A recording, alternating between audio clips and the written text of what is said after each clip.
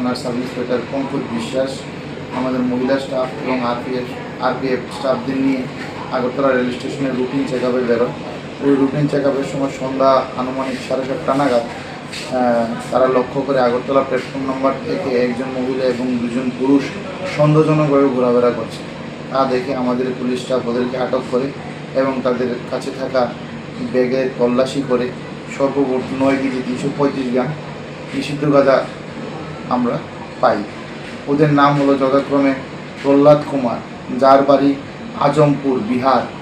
আরেকজন মহিলা, ওনার নাম শ্রীমতী রবিতা দেবী, ওনার বয়স 35 বছর, ওনার বাড়ি ভাগলপুর, বিহার।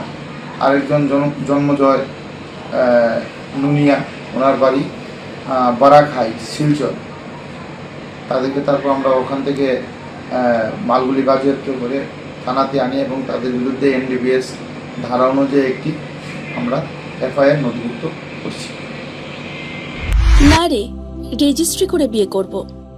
গয়নাগাটি কিছু হবে না রে। দিদিকে আর কত চাপ দেব বল? দিদি আমার জন্য অনেক কিছু করেছে। আর না।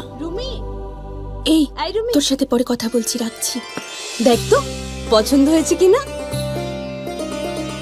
চল ড্রেসিং টেবিলে চল।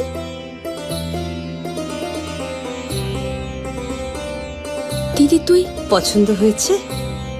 তুই নিজে বিয়ে করলি না, আমায় লেখাপড়া শেখালি, আজ বিয়ে দিচ্ছিস, মা বাবার কোনো অভাব রাখিসনি, আজ এভাবে সাজাচ্ছিস কেন? কোনো দিদি কি পারে না তার আদরের বোনের মা বাবা হতে? তোকে কি সুন্দর লাগছে। রাধাকৃষ্ণ জুয়েলারি, উষা বাজার, আগরতলা, ধর্মনগর, বিলোনিয়া এবং উদয়পুর সেন্ট্রাল রোড।